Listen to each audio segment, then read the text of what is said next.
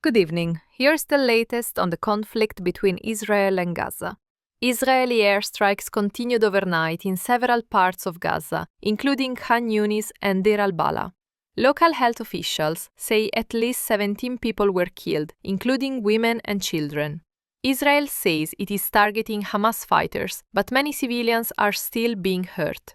In Gaza City, hospitals are in crisis. Some are closing or being evacuated because of the fighting nearby. One children's hospital has shut down completely. Doctors say they are running out of medicine and supplies, and there's very little fuel.